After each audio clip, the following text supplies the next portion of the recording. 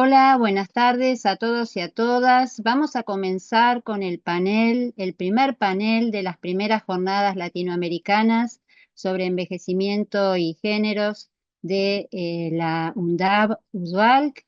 Y en esta tarde, como ustedes estuvieron viendo nuestra flyer, tenemos el placer, no sé si lo tenemos allí a mano, eh, Cecilia, para presentarlo.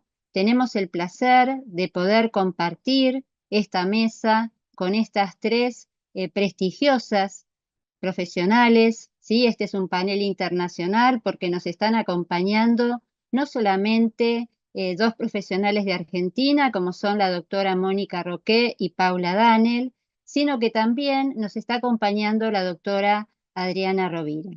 Entonces, para dar comienzo a este panel, a ver, un minutito, si puedo presentar, si no vamos a empezar directamente. A ver, un segundo.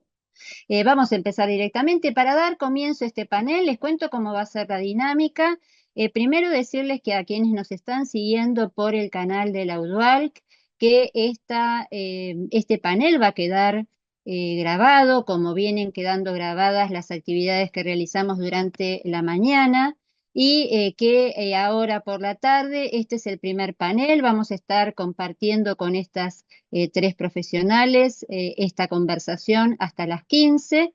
Luego, alrededor de las 15, ustedes van a estar eh, recibiendo el link para que puedan hacer constar su asistencia y tendremos un receso. Y durante este panel, lo que les pedimos, al igual que nos manejamos con las mesas de la mañana, que podamos ir compartiendo las preguntas, comentarios que ustedes quieran hacer, fundamentalmente las preguntas para cada una de las disertantes en el chat de YouTube.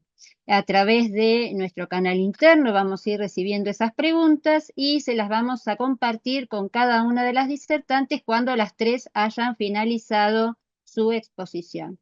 Entonces, siguiendo el cronograma, lo que vamos a hacer en este momento es dar inicio a la primera de las presentaciones, que es la de la doctora Adriana Rovira.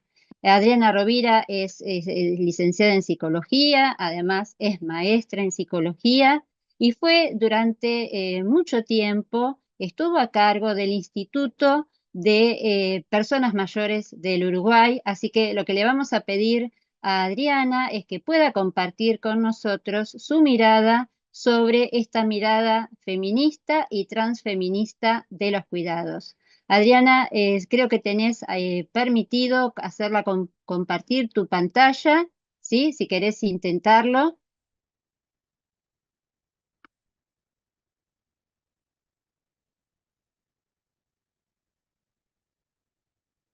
Sí, estoy en eso. Si no, yo tengo aquí, decís.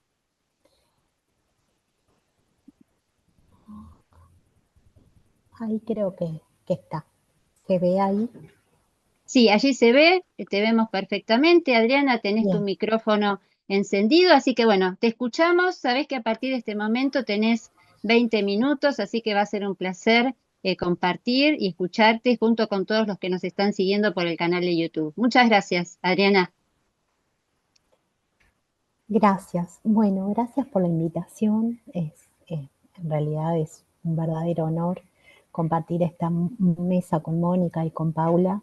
Y además en clave del tema que me parece que convoca este panel, que tiene que ver con cuidados, pero también cuidados a partir de problematizar con algunas situaciones y contextos vinculados a la heterogeneidad de los procesos de envejecimiento que viven las personas en nuestra región.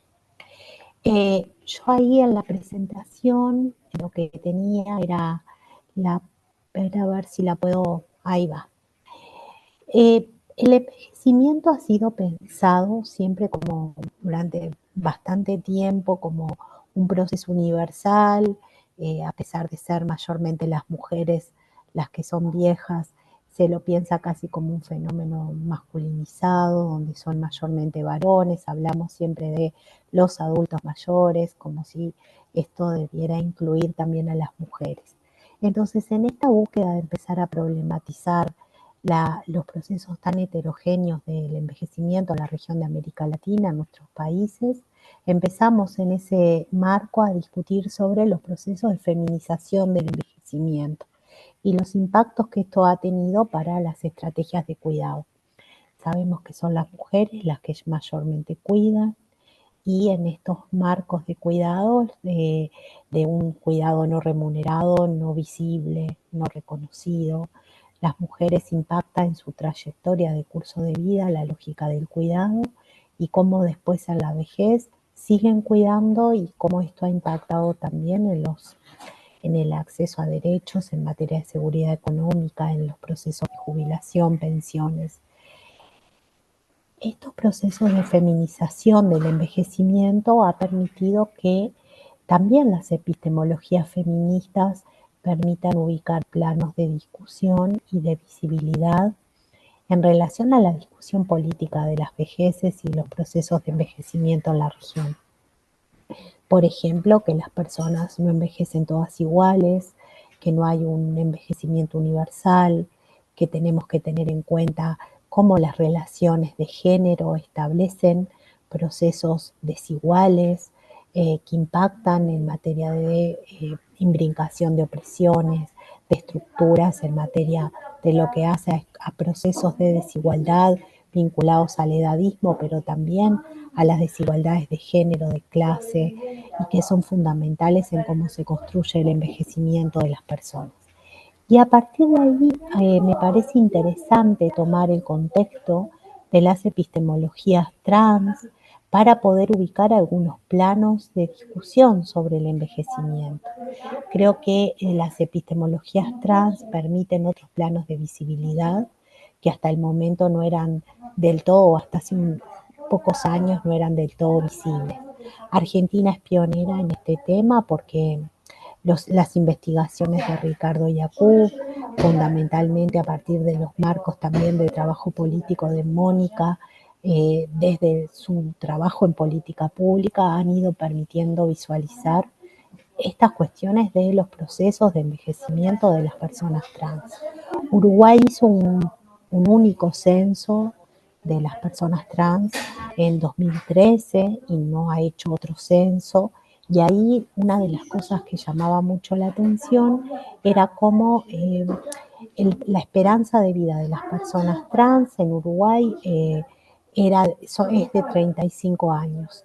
Y esto tiene un impacto en el acceso, en la calidad de derechos, de protección, en cómo las personas trans logran en realidad formar parte de lógicas de igualdad y de equidad, cómo son tenidas en cuenta por parte de la política pública, de las prestaciones, de los programas sociales, y cómo esto impacta en la posibilidad de estar vivas y en la gestión de la vida de las personas.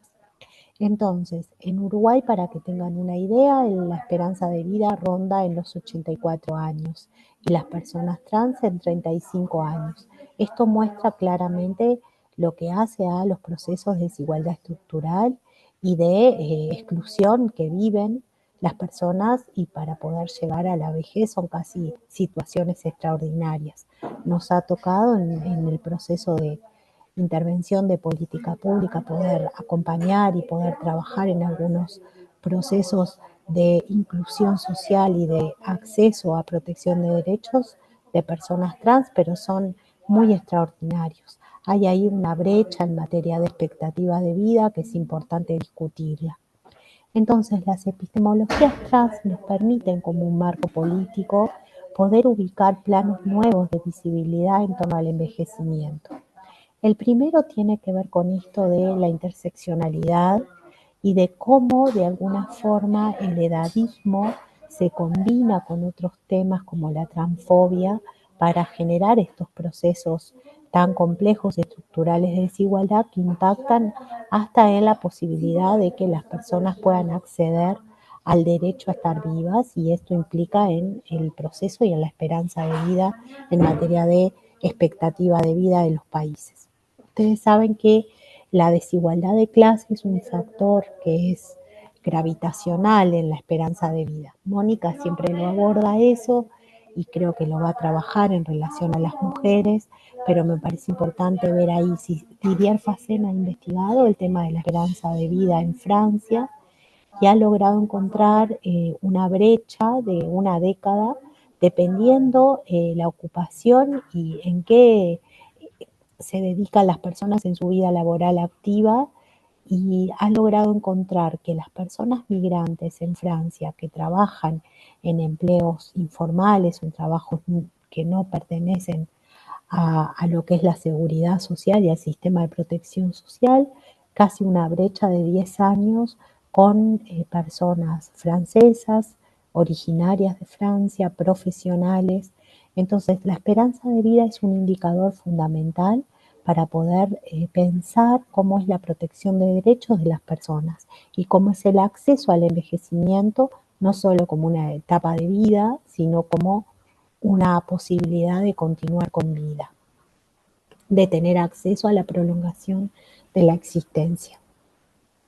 Yo traía acá 4 dimensiones que me permiten de alguna manera problematizar estas categorías. Lauren Berland es una filósofa norteamericana que ya falleció hace 2 años más o menos, falleció en la pandemia, y ella analiza en este ensayo que publicó en el año 98 cómo hay algunos procesos de exclusión a nivel social y a nivel de la distribución de los recursos por intermedio de la política pública que afectan claramente procesos de desigualdad y que son que permiten pensarlos en cuando combinamos la transfobia y el edadismo, en las posibilidades que tienen las personas mayores trans de acceder a la posibilidad de estar vivas, de prolongar la existencia y de hacerlo con calidad y con servicios adecuados.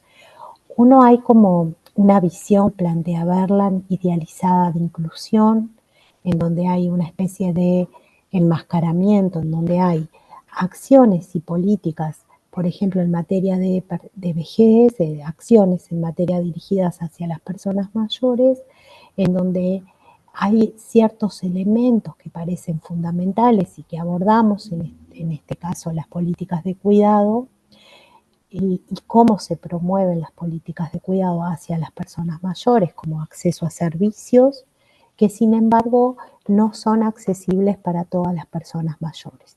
Los sistemas de cuidados en la región son, las políticas o los servicios de cuidado son familiaristas, los brindan mujeres, hay una brecha en el mercado en materia de costos, y cuando las personas logran acceder es porque lo pueden comprar en el mercado o porque hay quien las cuida. Cuando se promueven políticas de cuidado que de alguna manera ubican estos dos planos de intervención, el cuidado como derecho y la prestación de servicios por parte de las políticas públicas de acceso a cuidados, hay una visión idealizada de inclusión que va dejando por fuera a las personas trans. Las personas trans tienen el curso de sus vidas, lo viven en procesos fragmentados de relaciones sociales complejas, donde son excluidas, de relaciones familiares que se han ido perdiendo, incluso por expulsión de la familia, por los procesos de discriminación. Y de alguna forma esto hace que la red de cuidados va siendo resentida. No solamente funcionan en lo que tiene que ver con procesos de discriminación estructurales, sino que también generan una gran invisibilidad a las necesidades propias de requerimiento de cuidados que tienen las personas viejas trans. También las personas trans desarrollan parte de su posibilidad de subsistencia en relación a los temas de cuidado.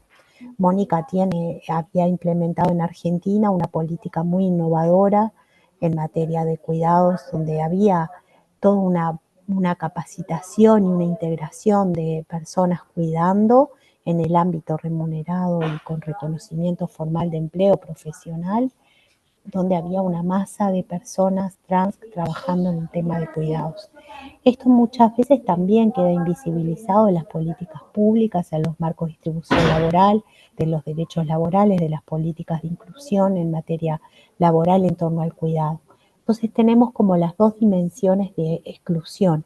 Por un lado, las personas que requieren cuidados, que requieren una dimensión explícita de análisis de sus condiciones y curso de vida en relación a las redes de cuidados que van estableciendo y a las demandas de protección del derecho al cuidado, que tienen un marco de mucha exclusión para las personas trans, y por otro lado, cómo los cuidados pasan a ser un nicho, un rubro, un marco de trabajo posible para las personas trans y cómo generamos procesos de inclusión ahí en el marco de los cuidados. Berlan además trabaja el tema de esta narrativa superficial vinculado a esto de que existe una comprensión que viene nutrido además por marcos internacionales que promueven esto de una mirada sobre el buen envejecer. Parecería que se construyera una forma de buen envejecer y un mal envejecer, donde las personas que logran el buen envejecer logran autogestionar de manera eficiente sus recursos económicos, vitales, de cuidado incluso, porque hay una cuestión en materia de los cuidados donde las personas tienen que autogestionar sus redes, sus recursos familiares. Y hay una mirada de un mal envejecer, que son esas personas que envejecen en condiciones de precariedad, en condiciones de exclusión.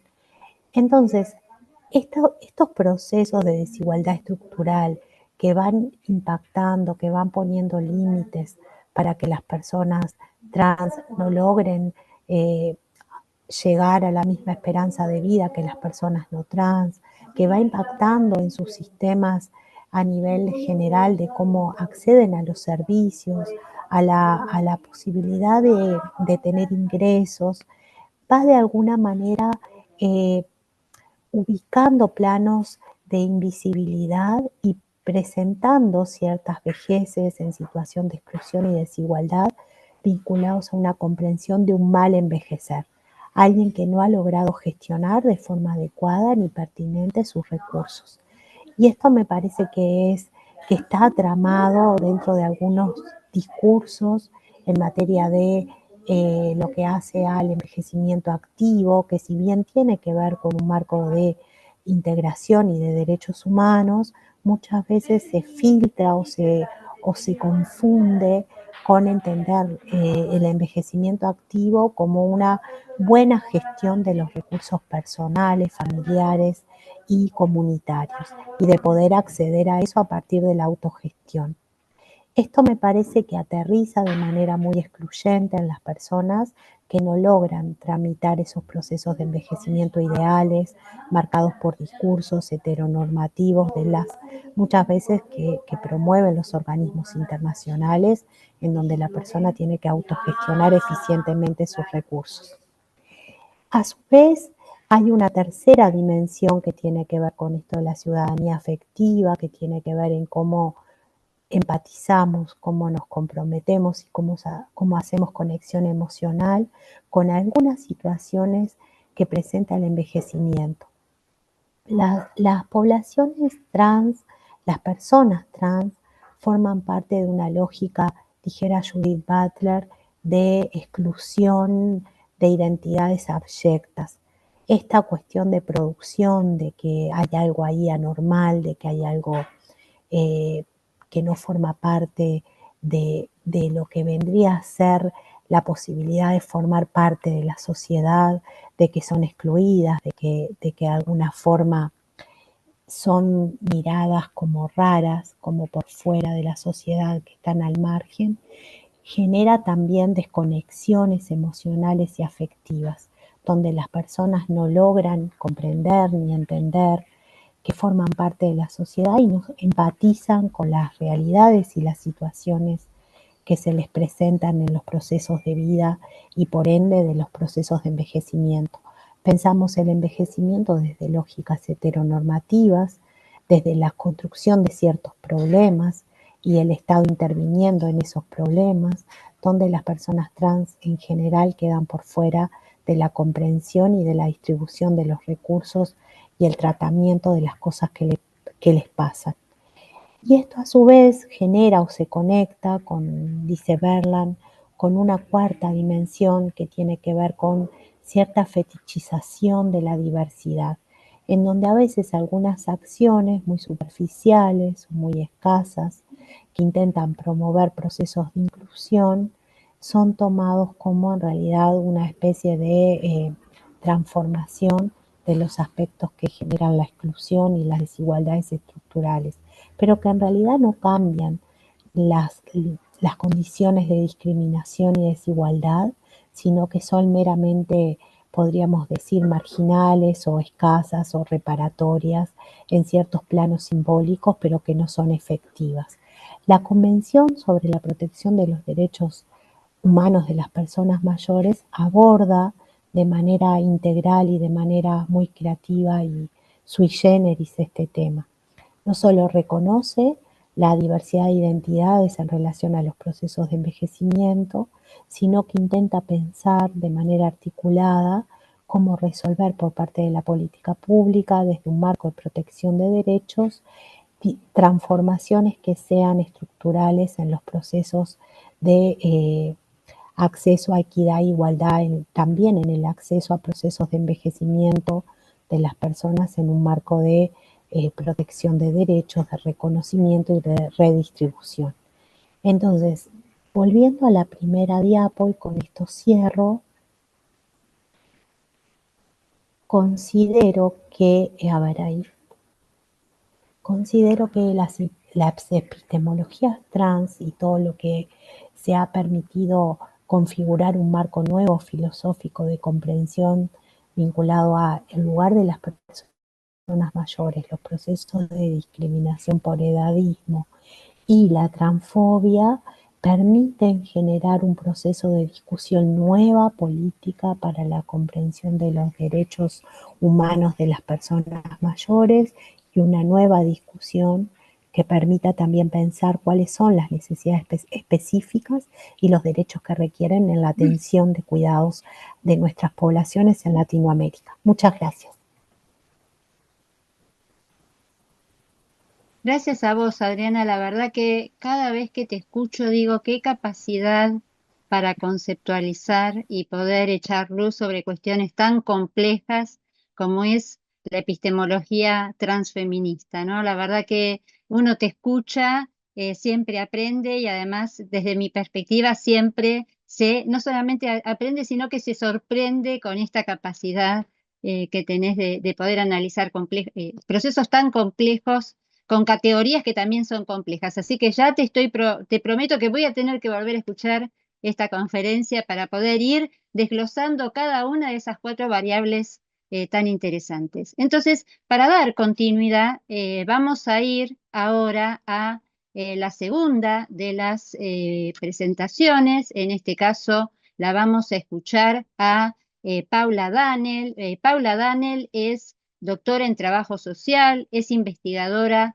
adjunta no sé si se está viendo bien, a ver, discúlpenme, me parece que se está viendo una parte medio complicada, a ver, allí agrandamos. Sí, ahí dejé de Se ve compartir, bien, sí. Paula Danel, entonces es doctora en trabajo social y además es investigadora del CONICET y ella en esta oportunidad se va a sumar con su reflexión a la mirada feminista y transfeminista.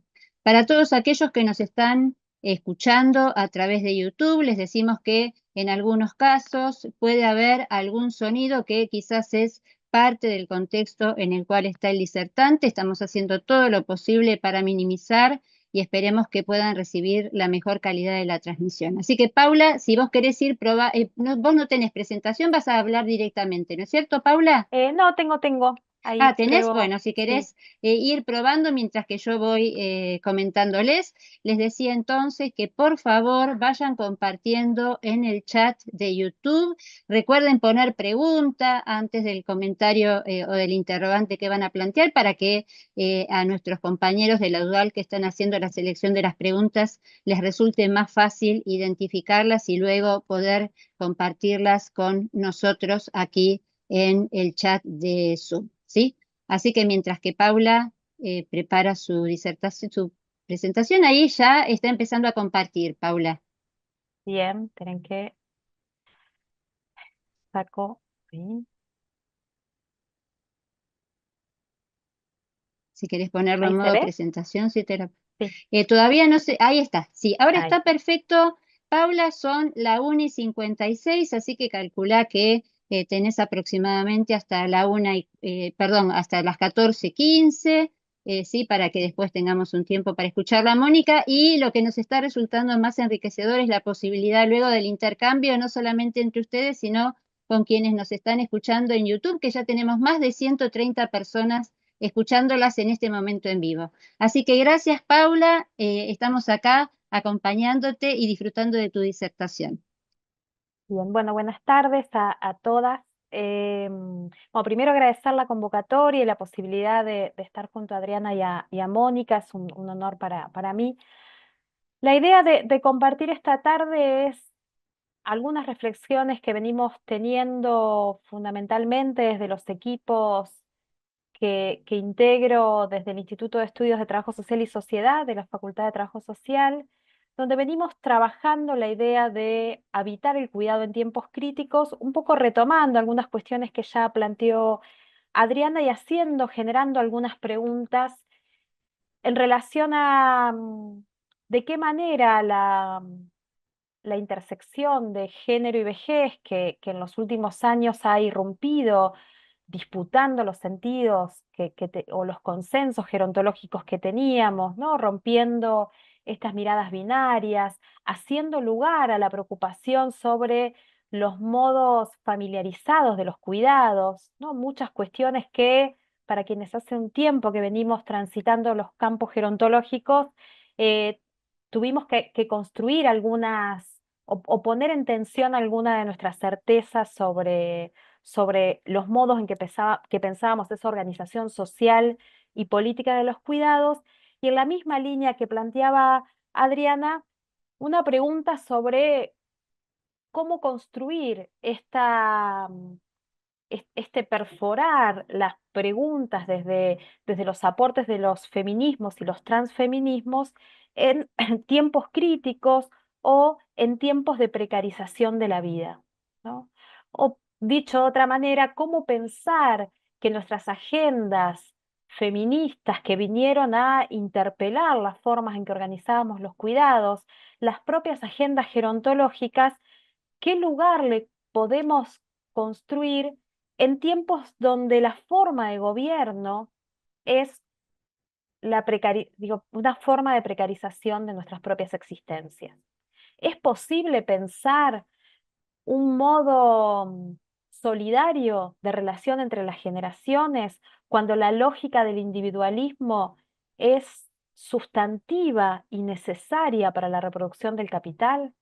¿Es posible, digo, o qué cuestiones, digo, yo creo que es posible, digo, ¿no? Pero cómo generamos esas condiciones de posibilidad para que nuestras agendas tengan repercusión, sobre todo pensando en las experiencias nacionales de nuestros países latinoamericanos, con la ambivalencia entre ciclos progresistas y miradas fervorosamente de derecha que vienen a cuestionar la idea de la solidaridad o la idea de justicia social como un oprobio para pensar el desarrollo. También contarles que varias de las diapositivas, no soy buena editándolas, pero sí quería compartir en esta presentación las fotos de Paz Errázuriz, que es una fotógrafa chilena, que si no la conocen, las y los invito a que rastreen, que tiene una serie de producciones, estas tres tienen que ver con el tango, pero también para pensarnos en cómo cada generación vamos construyendo y apostando nuestros propios desafíos en términos intelectuales, estéticos y políticos. Esta fotógrafa tiene una serie de producciones, algunas que se llaman viejos, que son hermosas esas fotos, otras que tienen que ver, que un- pone en relación discusiones en torno a la locura y el amor, y otras sobre lo que para otros autores, otros fotógrafos aparecería como esta idea freak. Pero les quería compartir esto. Ella dice, para el golpe militar, hablando en Chile, corrían rumores terribles de que los amigos y amigas detenidos desaparecidos podrían no estar solo en los regimientos, sino también podrían estar en los hospitales psiquiátricos. Decidí ir. Así recuerda Paz Errázuriz sus primeros encuentros con el mundo del encierro y de la locura, y quizás fue esa búsqueda desesperada la que terminó por definir también su propia ética artística. La fotografía, dijo en alguna oportunidad, solo importa si se convierte en un detector de vida. A lo largo de unos 40 años, Errázuriz se acostumbró entonces a vivir con otros, prostitutas, ciegos, locos, travestis, boxeadores, cirqueros, bailadores de tango, Kauerskar, inmigrantes, y en ese sentido sus fotografías son menos una imagen que una pregunta, tan compleja y contemporánea por cómo vivir juntos. Y creo que esta interpelación que nos hace esta fotógrafa y estas imágenes que acompañan esto que voy a compartir con ustedes, creo que vuelve a recrear esta pregunta sobre cómo es vivir juntos, ¿no?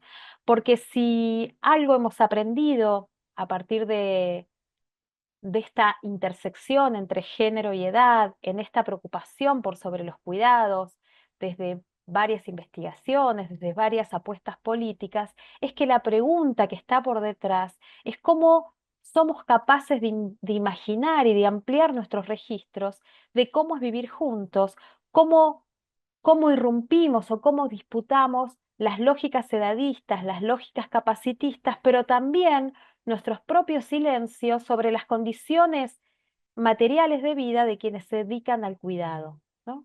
Que creo que en eso, al menos hasta lo que conozco, en el campo gerontológico durante mucho tiempo no dijimos, ¿no?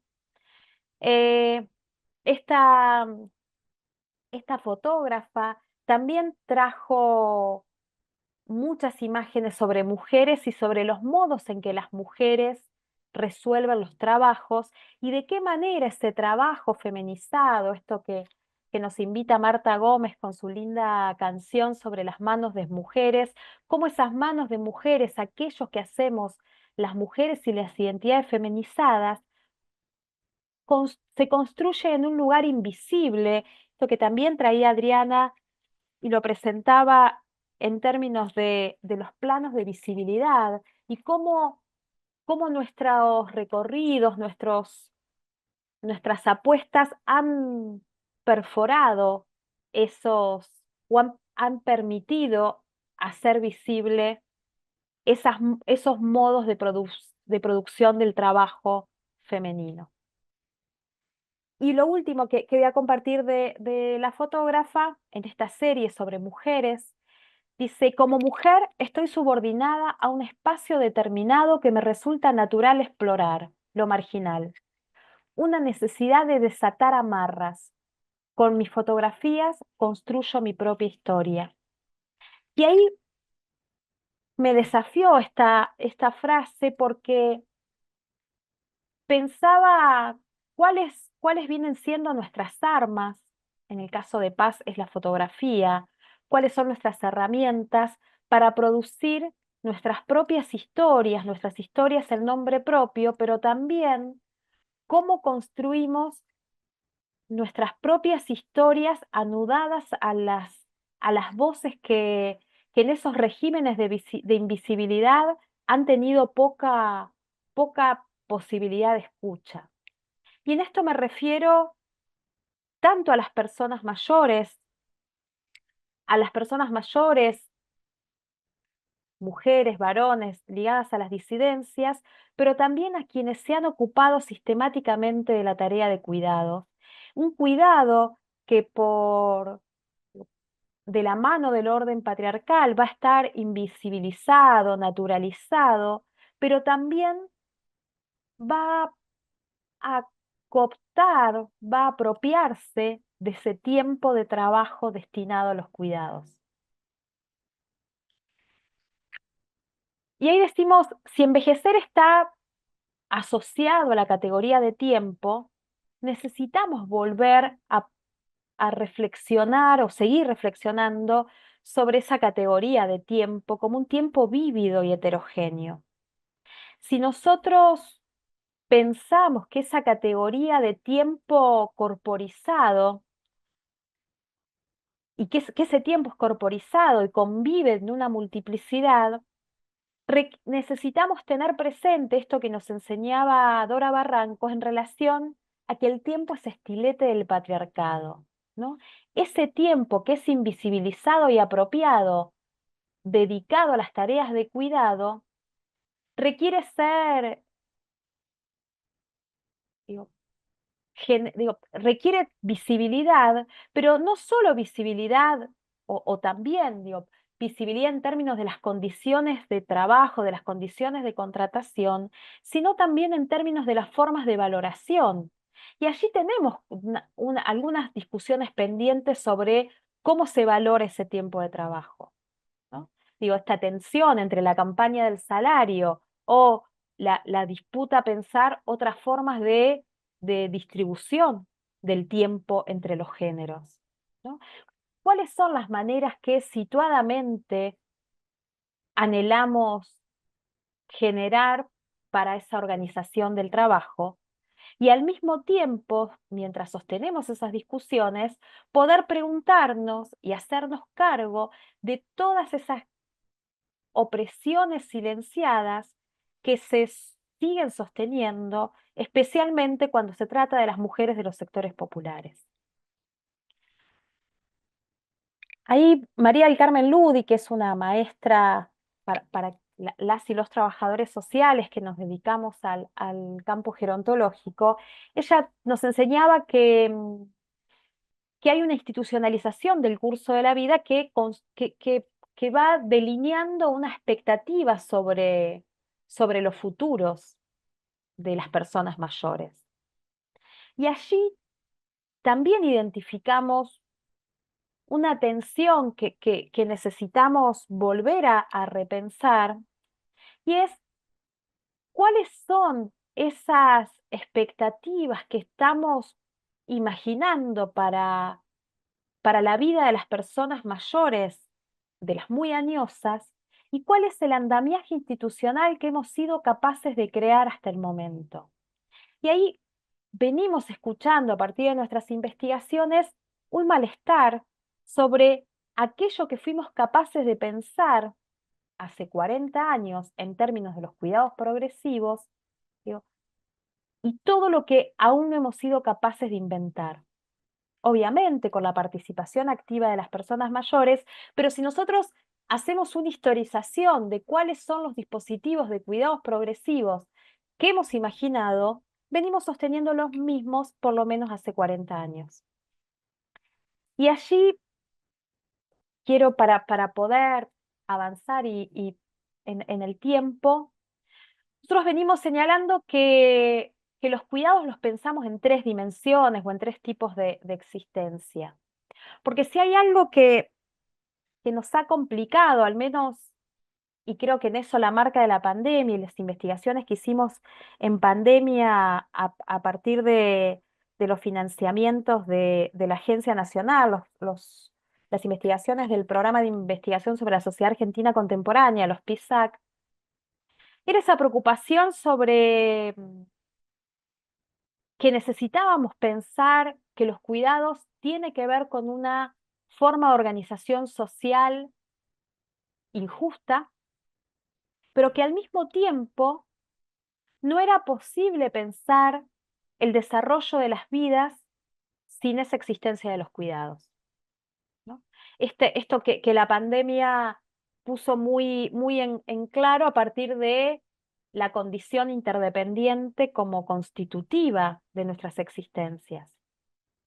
Y allí miramos esas relaciones interpersonales que se producen en los cuidados, miramos el trabajo especializado, especialmente me estoy refiriendo a una investigación a nivel nacional que hicimos sobre el trabajo de enfermería en pandemia, ¿digo? Y las preocupaciones de las enfermeras sobre la posibilidad de ser vectoras del contagio para las instituciones de larga estadía, y también los cuidados como forma de organización de las políticas, ¿digo? Especialmente para el caso argentino ligado al sistema de salud.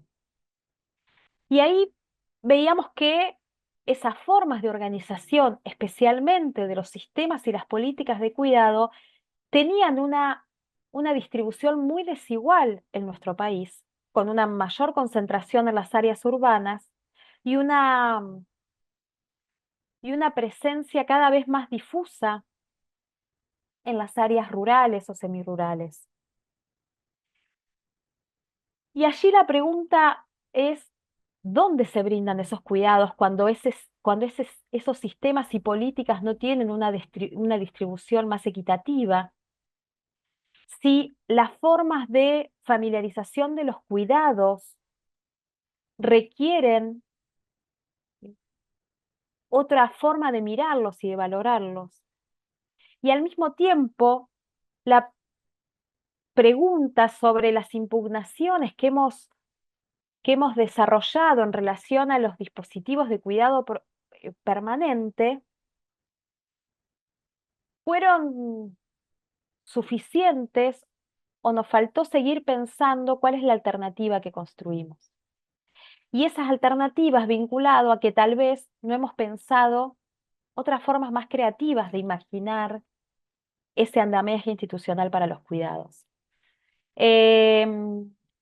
Voy a pasar, para ir cerrando, decíamos que la pregunta sobre cómo habitamos el cuidado en tiempos críticos lo anudamos a las preocupaciones sobre la idea de la precariedad. Y ahí, en diálogo con Isabel Lorey, que es una intelectual alemana que ha sido discípula de Judith Butler, pero que tiene algunas diferencias en su modo de pensar, especialmente la performatividad, ella dice que la idea de precario se constituye en una forma de gobierno.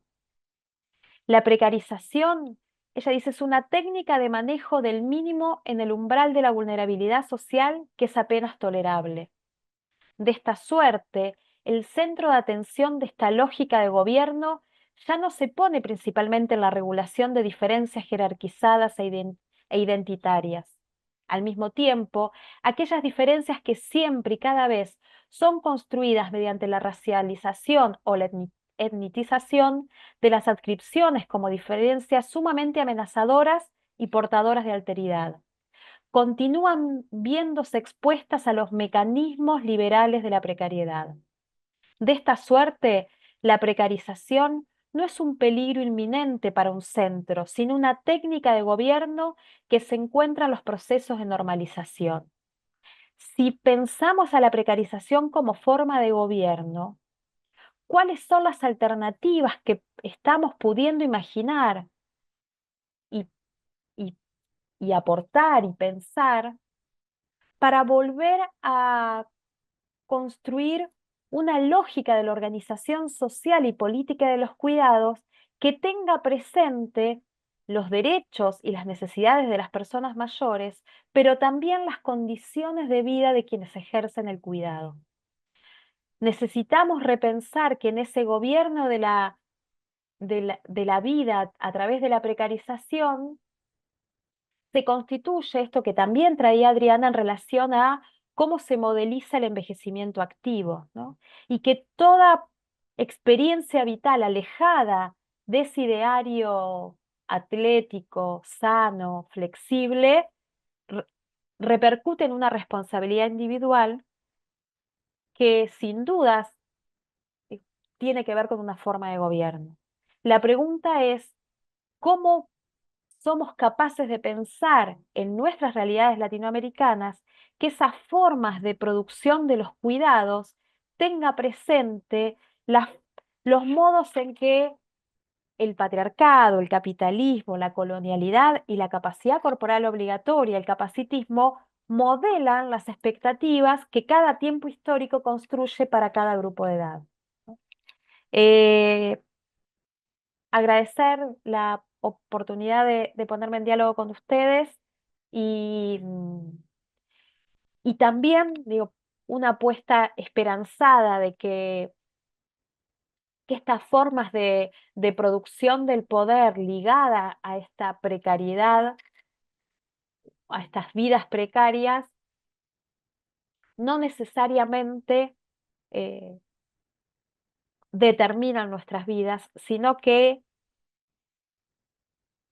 debiéramos o somos capaces, estamos siendo capaces de anudar nuestra esperanza en producir una sociedad para todas las edades, para todos los géneros, para todas las corporalidades, porque, y ahí sí, hablando desde el caso argentino, esto también va a pasar. Muchas gracias.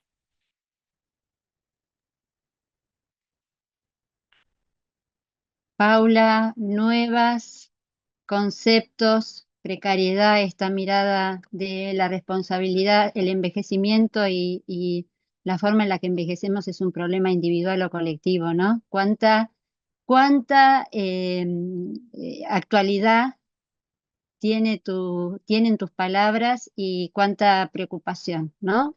Precariedad social o colectivo, qué hacemos y la posibilidad de la esperanza. Ojalá que a partir de todo lo que estemos escuchando en estos días, podamos reforzar, fortalecer nuestra esperanza y me imagino que de eso, con eso nos va a ayudar Mónica.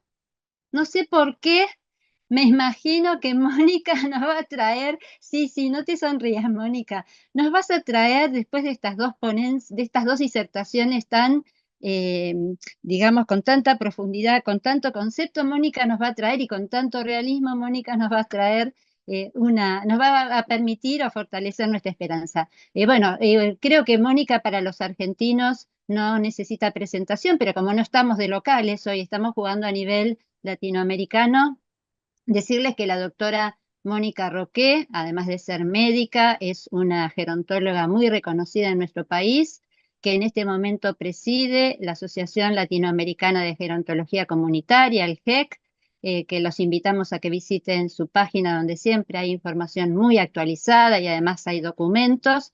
Invitarla a Mónica que mientras que vamos haciendo su presentación, ella pueda ir compartiendo quizás su presentación. Decirles que, por supuesto, Mónica ha recorrido distintas instancias, distintos desafíos institucionales y de cargos políticos en Argentina, sobre todo una trayectoria muy destacada en la DINAPAM durante muchos años y luego en una de las secretarías de justamente de comunidad, diversidad y demás del PAMI. Así que Mónica, seguramente va a ser una alegría poder escucharte y quizás podamos encontrar también, además de muchos conceptos, esa renovada esperanza. Así que cuando vos quieras, el micrófono es tuyo y ya estamos compartiendo tu presentación. Bueno, primero, gracias por todo lo último que dijiste, que la verdad suena esperanzador, pero no sé si voy a ser yo la persona que más esperanza le dé. Me gustó mucho las dos presentaciones, un honor estar compartiendo con Paula y con Adriana. Y sí, yo también creo que esto también va a pasar y creo que la manera de que esto pase es siendo sororas entre las mujeres, siendo solidarios entre todas las generaciones, el pueblo, reuniéndonos, peleando, luchando, porque ya lo dijo el experto independiente sobre derechos humanos, nunca nos regalaron, los derechos humanos no los regalan, los derechos humanos se conquistan. Y estamos hablando, en este caso, el derecho al cuidado, pero yo hago extensivo a todos los derechos humanos porque en nuestro país, en el último gobierno, con el gobierno actual, esto es el gobierno de la crueldad donde hemos perdido o intentan que perdamos los derechos humanos. Y que también es un fenómeno global, vaya uno a saber qué pasa ahora en Estados Unidos, y ya sabemos lo que ha pasado en Alemania y en otros países. Así que lo mío es más pragmático, me encantan las reflexiones que hicieron ambas. Lo mío es mostrar en números y además un poco contar lo que hicimos en la política pública o cómo debe ser la política pública, la temática del cuidado y de la vejez, no solamente el cuidado, sino de la vejez. Ya se dijo que las mujeres vivimos más que los varones, eso es así en todas las regiones del mundo, y claro que hay una feminización de la vejez y un envejecimiento a nivel mundial muy acelerado, pero no todas vivimos de la misma manera. Entonces, las desigualdades comienzan desde el día en que nacemos. Las mujeres que nacen en un continente rico viven 19 años más que las que nacen en un continente pobre. Y acá comenzamos con las desigualdades de género. Por otro lado, en el campo gerontológico, que también hicieron reflexiones Adriana y Paula, también hay que saber que el androcentrismo forma parte de nuestro campo, a tal punto que cuando los griegos, por ejemplo, tenían dos palabras para denominar al varón o a la mujer vieja o viejo. Al varón se lo denominaba geros, a la mujer grau. Sin embargo, nuestra disciplina se llama gerontología, viene de esa jerarquización patriarcal. Entonces también tenemos que hacer una autocrítica porque costó mucho, y si bien recién en los últimos años estamos atravesando el tema de lo que pasa con las mujeres mayores, yo diría que hasta hace 10, 15 años, la verdad que se escuchaba muy poco del tema.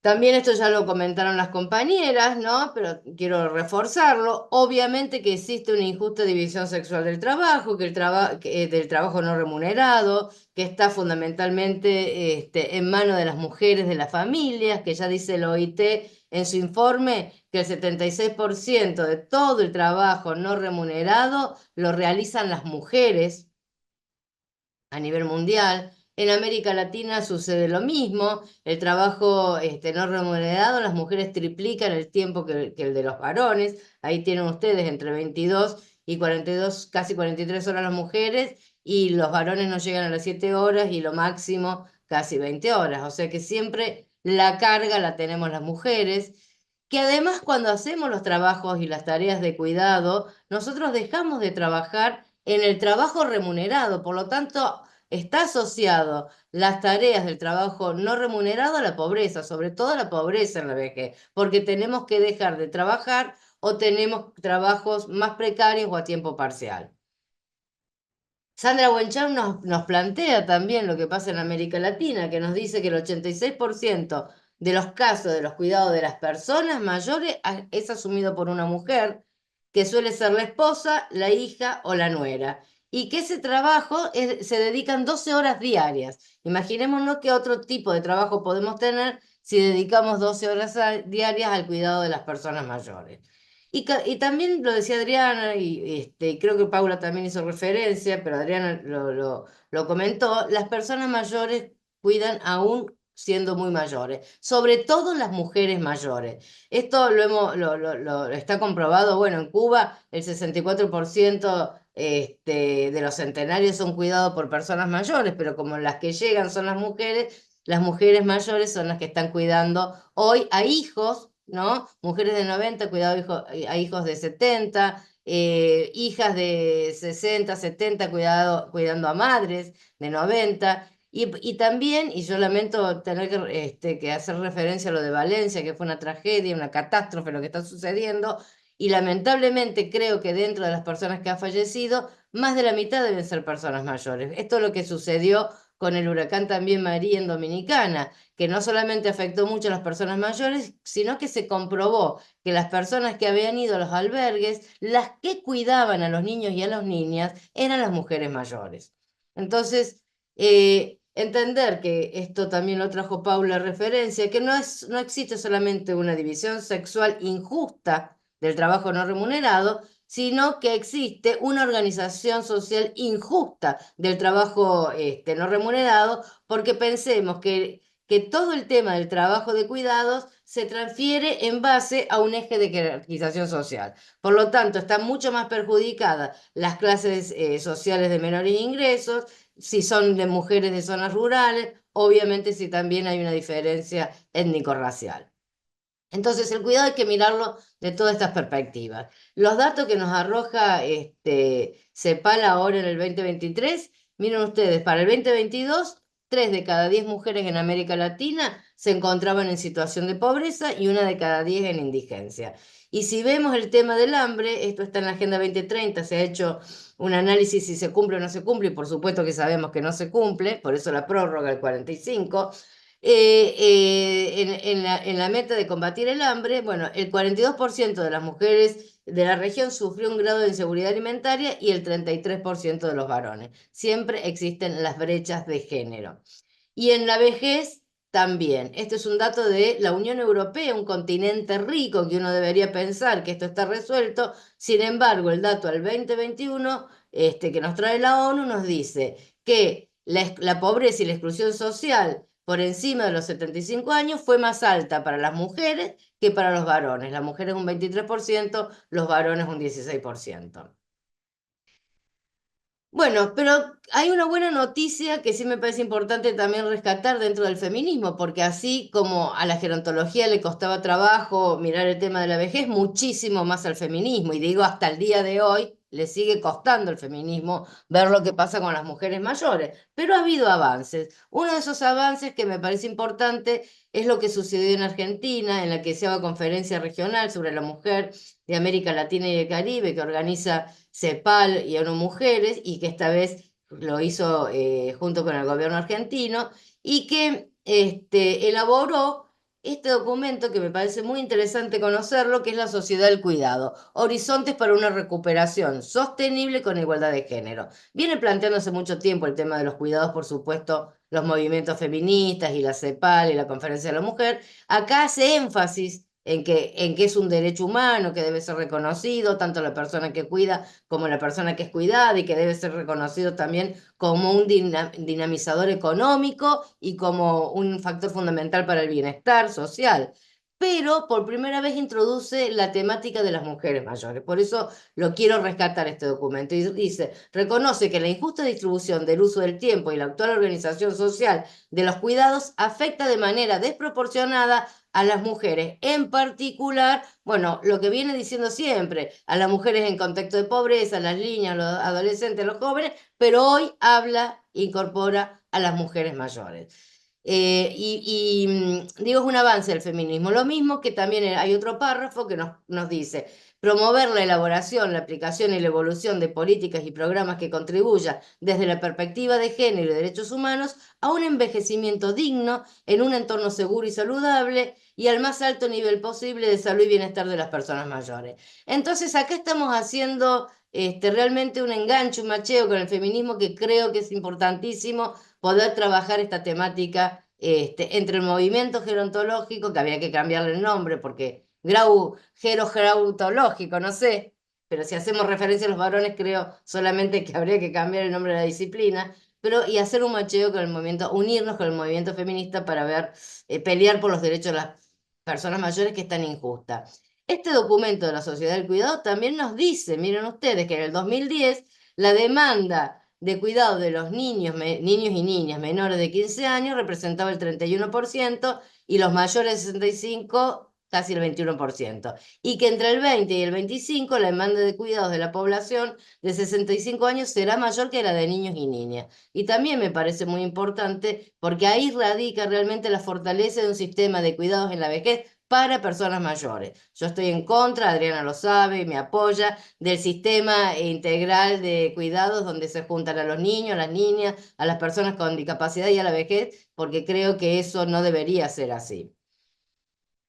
¿Por qué un sistema de cuidado? Cada vez vivimos más solas las personas mayores. Miren ustedes acá Argentina, los mayores de 80, y cada vez tenemos menos redes, según el BID. Las personas que tienen 80 años hoy tienen 6 hijos en promedio y 24 nietos y nietas. Y las personas que tienen 40 años hoy, cuando tengan 80 años, van a tener 2 hijos y 4 nietas y nietas. Por lo tanto, las redes se van a achicar muchísimo. Más allá de que se achiquen las redes, obviamente que mi postura es francamente que el cuidado es un derecho y por lo tanto el Estado me lo tiene que garantizar, tenga o no tenga redes. Pero también esto va a impactar en la formulación de los sistemas de cuidado. Las mujeres vivimos más solas que los varones y en Europa el 56% de las mujeres de 80 años viven solas. Entonces hay que tener en cuenta que por la viudedad y que además vivimos en peores condiciones, con mayor dependencia y menores ingresos, las políticas de cuidado son políticas prácticamente de género. Y el colectivo LGBT también vive más solo que las personas no LGBT. No hay muchos estudios, sí en los últimos años ha habido un poco más, pero este estudio que se hizo en la Universidad de San Francisco nos muestra cómo las personas del colectivo LGBTQ+, viven más solas, que además tienen menos hijos y que la relación con los hijos es prácticamente nula. Entonces, redes para cuidar de familiares no tienen. Sí vale mucho el tema de la amistad. Y además, ¿quiénes son las mujeres que tienen más posibilidades de ser violentadas? Las mujeres que tienen necesidades de cuidado. La dependencia genera una probabilidad de violencia realmente que es preocupante, sobre todo en las mujeres mayores, donde el mandato social fue que de esto no se habla y que quienes las agreden a las mujeres mayores, sobre todo si tienen una dependencia, es la pareja, la expareja, los hijos, los nietos, los yernos. Voy a ir más rápido, a ver si disculpen la rapidez, pero quiero contar algunas cosas, muchas cosas. El tema de la violencia de género lo meto siempre en la temática de los cuidados. ¿Por qué? Porque no existen estudios prácticamente de la violencia de género en mujeres mayores. Si ven ustedes este estudio que hizo ONU Mujeres, que estudió cuáles eran las edades de los relevamientos, de las encuestas sobre violencia de género en las mujeres en 106 países, ninguno de los 106 países tuvo como edad superior a los 50 años. Entonces, esto es gravísimo porque después de los 50 años nadie evidencia lo que pasa con las mujeres mayores en la violencia de género. Sin embargo, el último estudio en el 2022, más de 4.000 mujeres fueron víctimas de femicidio en América Latina y el Caribe, lo que equivale a 338 mujeres por mes, 11 por día. Muchas de ellas son mujeres mayores. Y en Argentina, que sí sacamos el índice de femicidio de mujeres mayores ya de hace muchos años, el 11% de los femicidios fueron en el último informe, en el 2023, de mujeres de 60 años y más. Ahora, ¿alguien se ocupa de esto? ¿Alguien se ocupa de trabajar para prevenir o para abordar la temática de la violencia de género en mujeres mayores? No, la verdad que no. Por eso nosotros cuando estuvimos en PAMI, que la directora ejecutiva era la licenciada Lona Volnovich, creamos la Secretaría General, era una Secretaría General de Derechos Humanos, Gerontología Comunitaria, Género y Políticas de Cuidado, para darle jerarquía a todas estas temáticas. Y una de las cuestiones que hicimos fue poner en marcha el primer centro de abordaje a las violencias de género y diversidad sexual en toda América Latina. Y tuvimos, bueno, los casos que ustedes pueden ver ahí, tuvimos más de 4.000 consultas, pero de todas esas consultas las seleccionamos acá, las de violencia de género, por motivo de género. Un 42,5% eran que consultaron en la violencia física, casi 40% violencia psicológica y un 11% violencia sexual.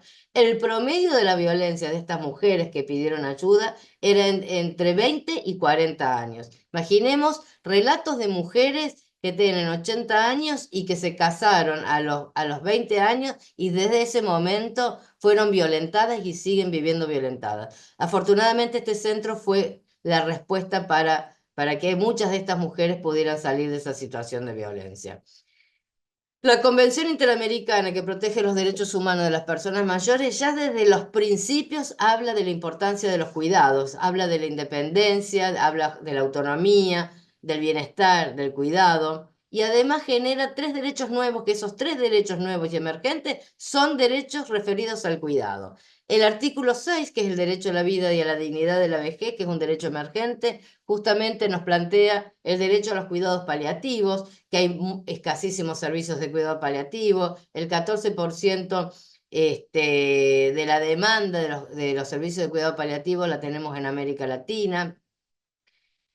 ¿Y a quiénes les vamos a dar servicios cuidados paliativos? Y miren, a las mujeres fundamentalmente, porque el cuidado paliativo, y este es el desarrollo que ha tenido en los últimos años, no es solamente para personas que tienen patologías oncológicas. Hoy tenemos en Argentina una ley de cuidados paliativos, por ejemplo, y en muchos otros países, que amplía la mirada de los cuidados paliativos a enfermedades que sean graves, crónicas y complejas. Y ahí entran las demencias. ¿Quiénes tienen mayor tasa de prevalencia en las demencias? Las mujeres. ¿Quiénes tenemos las mujeres. El tema sí de los cánceres, el tema del cáncer de mama, por ejemplo, que es una de las principales causas de muerte en las mujeres mayores, nosotros vemos que, por ejemplo, en América Latina y el Caribe, casi el 68% de los cánceres de mama se dan en mujeres mayores de 50 años. En Argentina, el 70% de los cánceres de mama se dan en mujeres mayores de 60 años. Esta es una publicidad que nosotros hicimos en PAMI. ¿Y por qué mostramos una mujer mayor? Porque ninguna publicidad de cáncer de mama habla de mujeres mayores. Quienes vamos a padecer y quienes nos vamos a morir con mayor frecuencia, con mayor prevalencia, somos las mujeres que tenemos más de 60 años. Sin embargo, no hay política pública que esté dirigida a quienes más vamos a padecer. Y eso obviamente que es viejismo y que es machismo, sin ninguna duda. El artículo 7 que habla de la autonomía, que es la capacidad que tenemos todas las personas de decidir de decidir sobre nosotras mismas, esto es muy importante, después en todo caso lo vemos, pero se quita la autonomía cuando tenemos un problema de dependencia, la sociedad y los familiares nos roban esa autonomía, y después el derecho a recibir cuidados a largo plazo plantea la Convención. Sin embargo, miren ustedes este informe de la OIT. Más del 51% de los países no tienen leyes que establezcan los servicios de cuidado a largo plazo. El 51% de los países, las personas dependen de la familia, de los amigos o del voluntariado. Y acá también empezamos a hablar de desigualdad. De los continentes ricos, por ejemplo, en Europa y Asia Central, casi el 100% de las personas mayores viven en países que tienen servicios de cuidado residenciales. En las Américas, de Canadá para abajo, el 81%. Sin embargo, en África, el 80% de las personas viven en países que no tienen cuidados residenciales. Y el cuidado residencial es el que más extendido está, porque en el resto de los países de los cuidados, el cuidado en domicilio o cuidado en centro de día prácticamente es inexistente.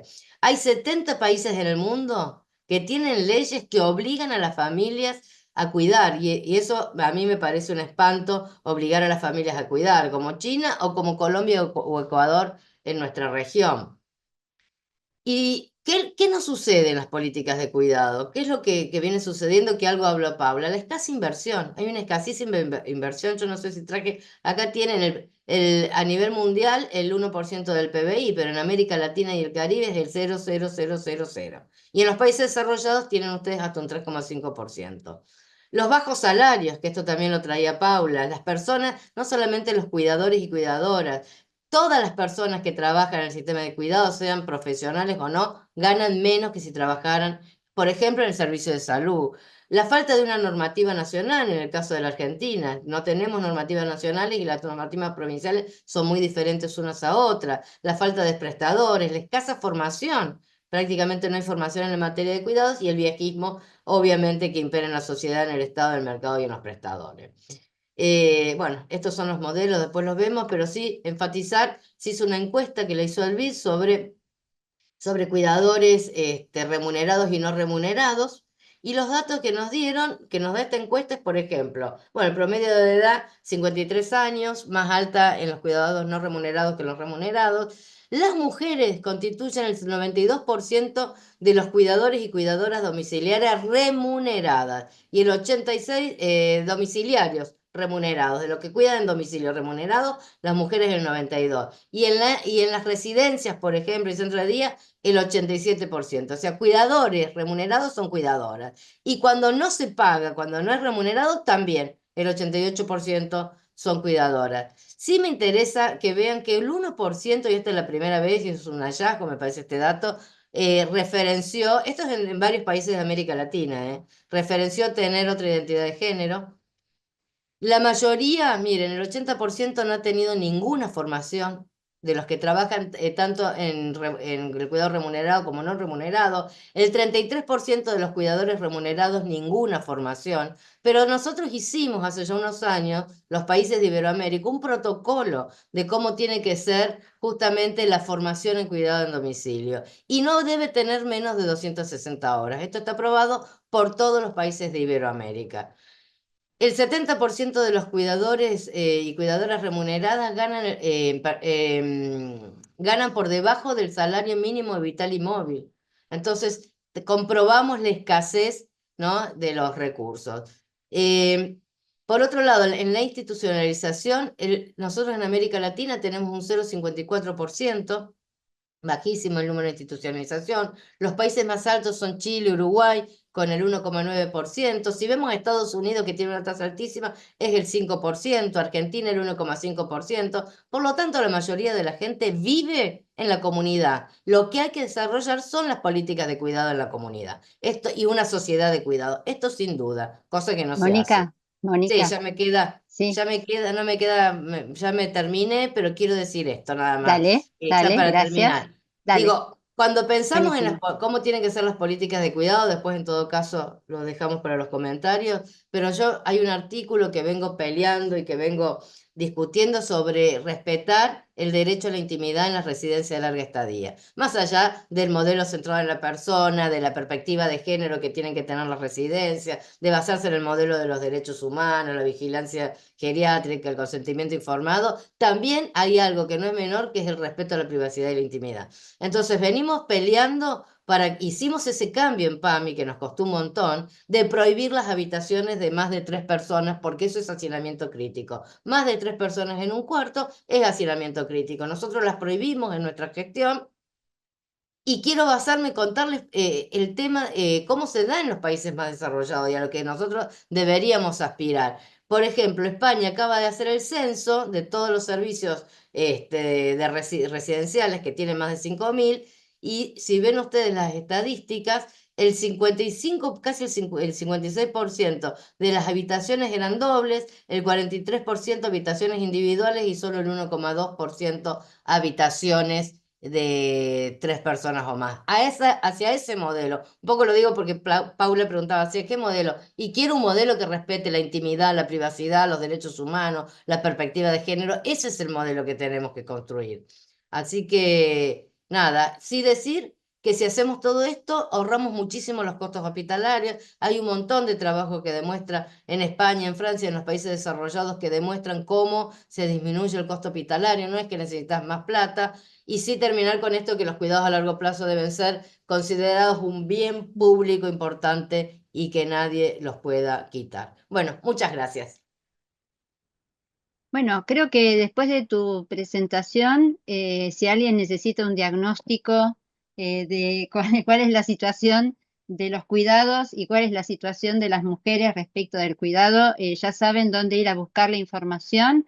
Desde el minuto 2:15 hasta recién, la doctora Mónica Roqué nos ha, digamos, no quiero decir la palabra abrumado en el sentido, no por la Sí, forma de tu presentación, sino los por la abrumé. realidad tan crítica. Sí, Paula hablaba antes de el estado crítico de los cuidados y del transfeminismo y el feminismo, y Mónica lo refleja.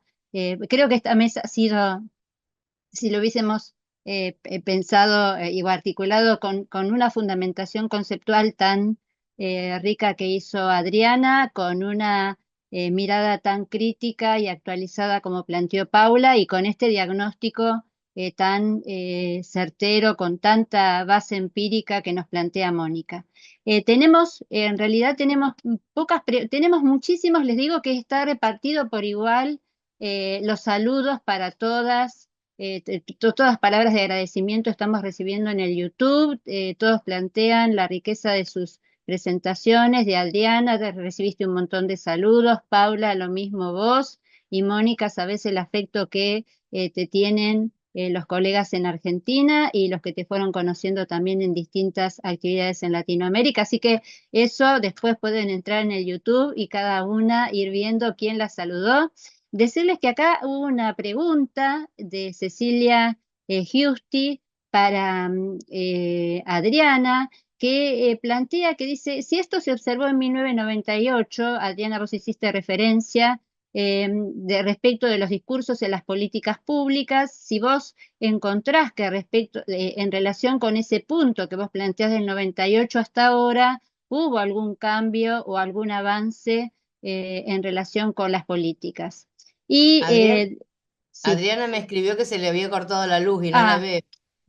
no está en este momento, ¿no? Bien, yo no No, se estaba le cortó la mirando, luz. se le cortó la luz. Bien, bueno, entonces esa pregunta nos queda pendiente, en todo caso se la vamos a enviar y después le vamos a pedir a Adriana si la puede subir como respuesta en la página de la RUGETS. Y en relación con Paula, ¿algún comentario que vos quieras hacer a partir de lo que escuchaste de Mónica? Yo, por mi parte, decirles que lo que fui escuchando de las dos me parece que deja por demás claro y que si yo tuviese que decirle siempre pensando uno no puede desprenderse de su rol docente, creo que este video ustedes han compilado en 1 hora y cuarto realmente un material para que uno desarrolle durante todo un seminario. Así que, bien, Paula, te escuchamos. Bien, bueno, varias cosas que me parece que fuimos como anudando, digo, en relación a este diagnóstico compartido. Y ahí pensaba como varias cuestiones, digo, uno es en relación a lo que ya sabemos, que ahí Mónica compartía en relación a todo lo que ya hemos investigado sobre los cuidados, sobre este carácter desigual, heterogéneo territorialmente. Digo, la pregunta sobre cómo ligamos una mirada más colectiva sobre, digo, porque, digo, al menos para quienes, yo siempre digo que los gerontólogos somos una minoría intensa, ¿no? Digo, que estamos muy, digo, tenemos mucho convencimiento sobre los derechos de las personas mayores, sobre, como plantea Sandra Sand, esta idea del desear envejecer, que el envejecimiento no es una sentencia, ¿no? Digo, y todo eso que ya sabemos, pero que hemos tenido o que tenemos poco impacto, digo, en la escucha de otros colegas, compañeros, digo, desde los expertos, los profesionales y hasta los compañeros de militancia, ¿no? Digo, ¿cómo construimos que nuestra narrativa de de imaginar los cuidados, de imaginar otra distribución de los cuidados y acompañar los procesos de envejecimiento con apoyos como los hemos tenido a lo largo de toda la vida? Digo, ¿cómo logramos impregnar a otros que hasta ahora no nos escucharon, ¿no?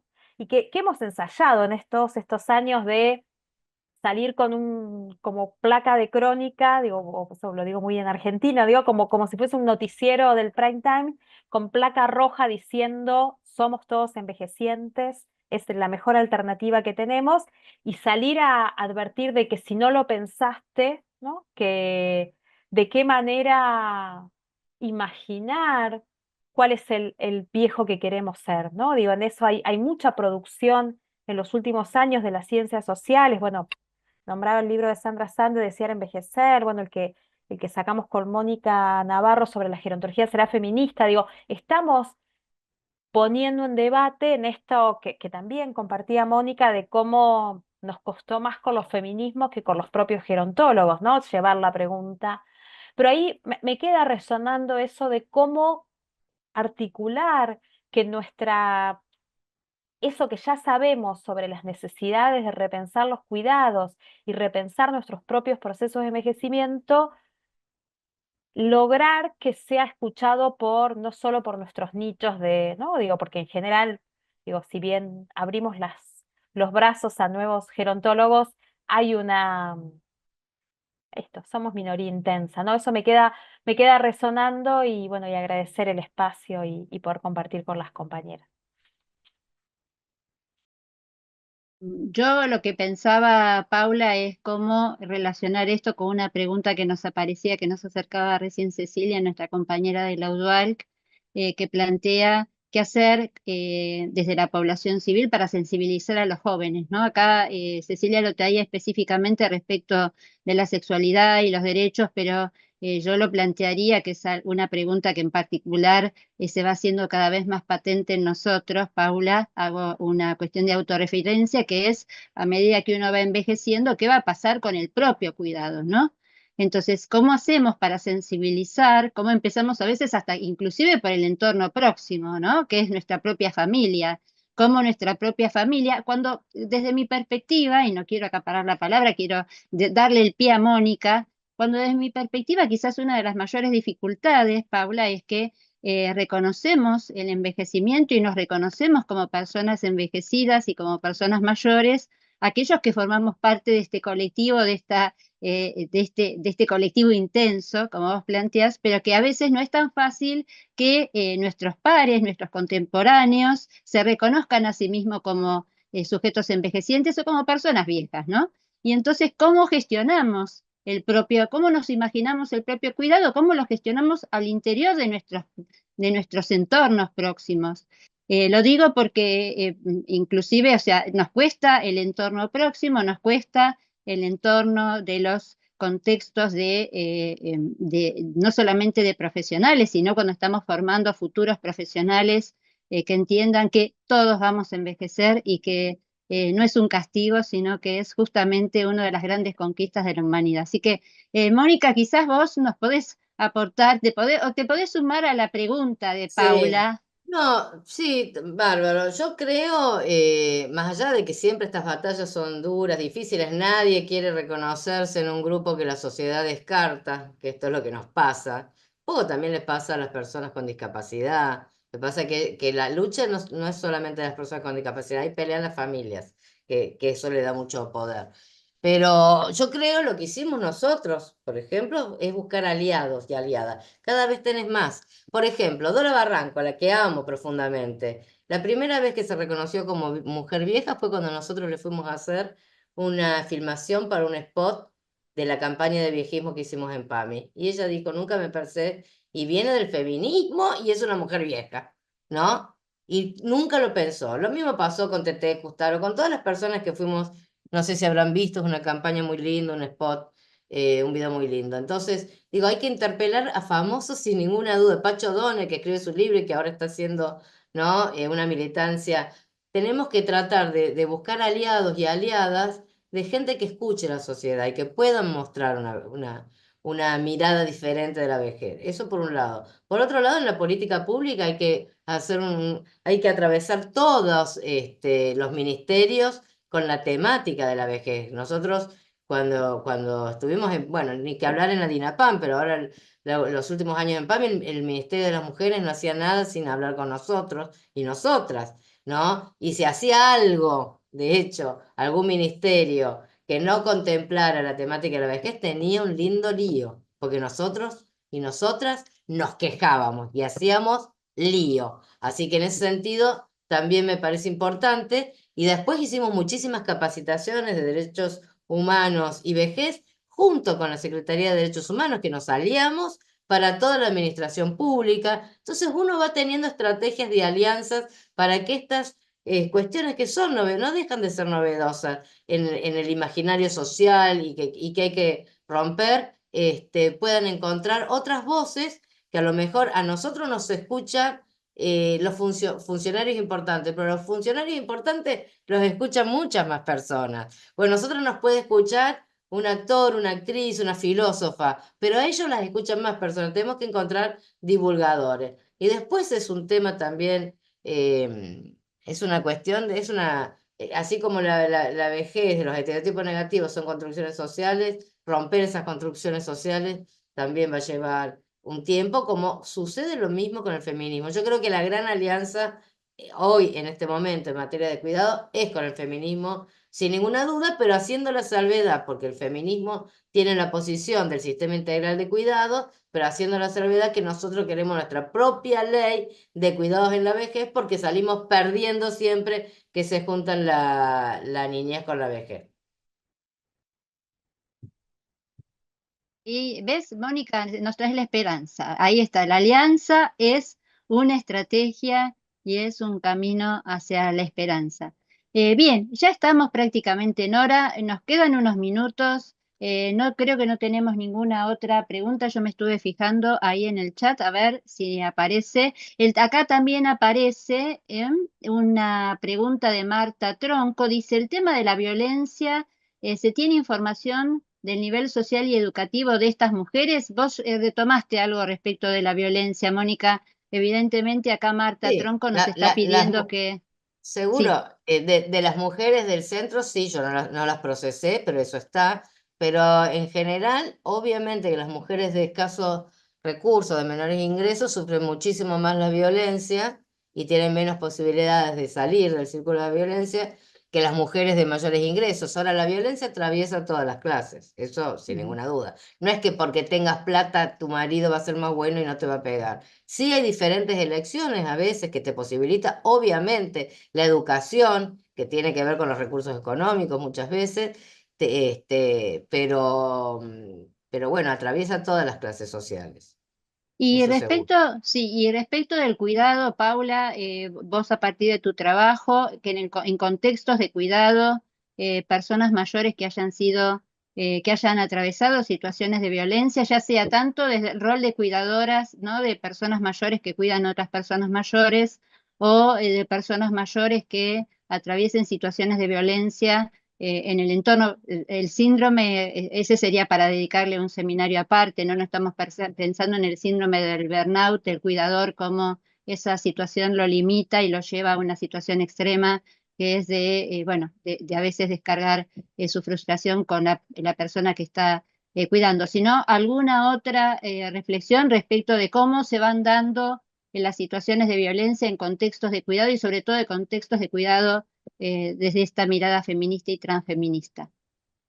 Y a ver, yo no trabajo violencias, pero sí he trabajado hace 15 años, digo, con mi tesis de maestría y luego a los 10 años hice un trabajo de campo para ver si eso que veían las residencias, un poco recuperando esto que fuimos generando en términos del modelo de derechos humanos, bueno, en mi caso trabajé con Jorge Paola varios años, y lo que encontraba son dos cuestiones. Primero es que hubo un desplazamiento en las formas de las microviolencias, digo, y que hay algo intrínseco en la forma de inhabilitación del otro como sujeto autónomo, que no necesariamente es exclusivo de lo que pasa en las residencias, ¿no? Que hay prácticas de cuidado tan sedimentadas que resultan tan violentas, digo, inclusive en los domicilios y de la mano de las propias familias, ¿no?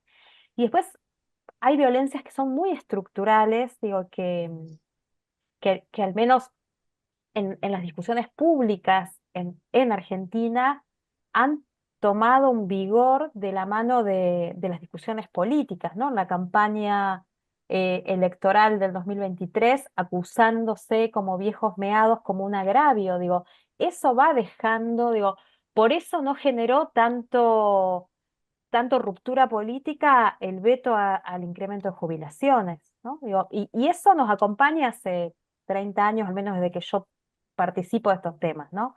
Digo, entonces ahí hay que como pensar cómo esas violencias, digo, que sin dudas hay que atender las violencias por razones de género, pero hay violencias que están tan naturalizadas, que ese destrato, que ese no cuidado a tiempo, que el abuso económico, ¿no? Todo lo que sabemos que sucede, tenemos que trabajar en esa visibilidad que nos compartía Adriana, ¿no? Así que Ujú. eso solo podría compartir. Bueno, muy interesante. Vos sabés que me dejaste pensando, Paula, en algo que recientemente en un espacio que compartimos con Mónica de cuidados, de formación de cuidados para personas en situación de dependencia, es algo que está bastante vigente, que es el tema de diferenciar el concepto de cuidado y apoyos, ¿no? Respecto de cómo a veces desde el cuidado hacemos un sobrecuidado y llevamos a la persona a una situación de pérdida de su autonomía, cuando en realidad lo que tendríamos que hacer el cuidado, deberíamos decidir diferenciar entre un apoyo y un cuidado y ver en qué momento la persona puede recibir o necesita recibir un cuidado para potenciar sus posibilidades.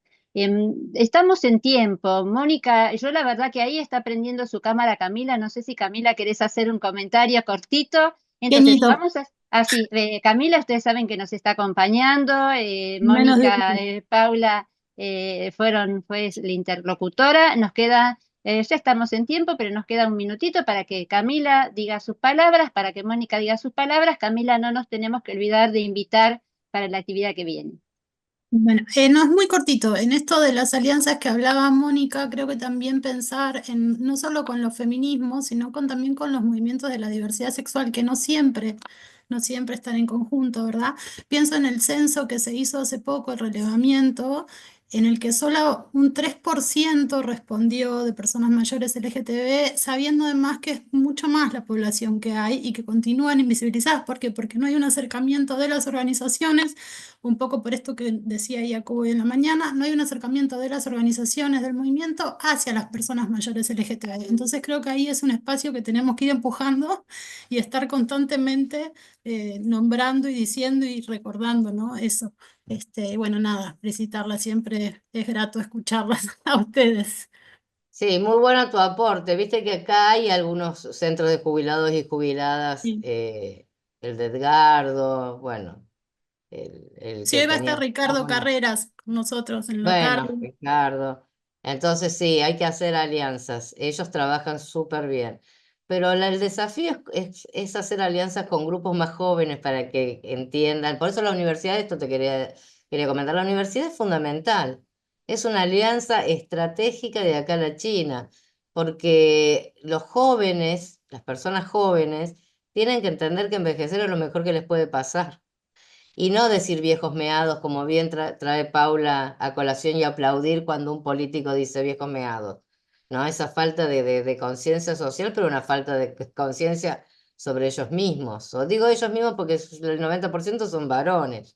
Este, pero digo, me parece importantísimo. No, yo más que nada felicitarte, Gladys, Camila, agradecerte muchísimo. Me parece genial estos espacios de intercambio. Un placer volverla a ver a Paula, con la que trabajamos hace unos años atrás con Jorge Paola en la carrera, y con Adriana. Bueno, Adriana es una amiga con la que siempre estoy en contacto y siempre es maravilloso escucharla porque nos hace reflexionar de una manera muy profunda. Así que nada, despedirme con esto, agradecerles y desearles el éxito que supongo que ya están teniendo por todo lo que comentabas vos, Gladys, la cantidad de gente que tenés en YouTube escuchando y participando de estas jornadas. Me parecen trascendentales en un momento espantoso de crueldad y violencia que estamos viviendo todos y todas los argentinos, en especial las mujeres, porque tenemos un presidente misógino, homofóbico, discriminador, que violenta los derechos humanos absolutamente todos los santos días, ni que hablar con el tema de la vejez.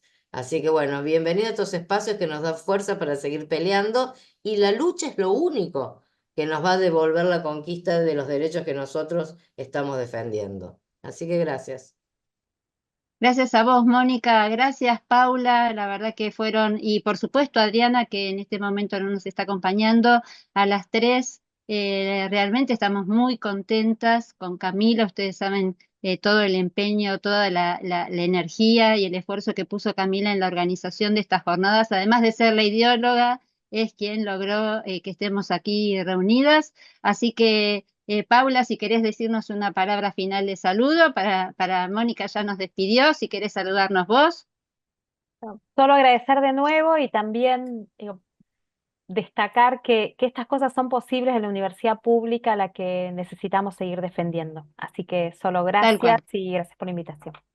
Tal cual, Paula, lo comentábamos hoy a la mañana, esto lo estamos haciendo en el contexto de un proceso de financiamiento de las universidades de gestión estatal, donde cada día nos cuesta más investigar, pero bueno, esto también es parte de la resistencia y de demostrar lo importante, decíamos hoy, de todo el aporte que las universidades pueden hacer, porque es allí donde, si volvemos sobre el tema de la esperanza, que le planteábamos hoy a Mónica, están las nuevas generaciones, están los profesionales que nosotros, justamente es nuestra línea, queremos que se formen entendiendo que ellos ya son sujetos envejecientes. Así que estamos muy contentas. Gracias, Mónica, gracias, Paula, gracias, Adriana, gracias, Camila. Recordarles que ahora vamos a tener unos minutos, unos 25 minutos hasta las 15:30, donde vamos a comenzar con las mesas, la mesa número 2, que vamos a tener en simultáneo, la mesa 2A, que se va a transmitir por el canal de la UNDAB, y la mesa 2B, que se va a transmitir por el canal de la UDUAL. Le pedimos a todos aquellos que estén atentos, porque seguramente se va a estar compartiendo el link para que puedan dar cuenta de su asistencia, y que aprovechen este breve receso reparador para preparar su cafecito, su matecito y acompañarnos porque nos quedan 2 actividades, las mesas y el panel de cierre de hoy, que ya adelantó Camila, va a haber profesionales muy interesantes. Gracias, Mónica, gracias, Paula, y seguimos comunicadas. Claro que sí, gracias a ustedes.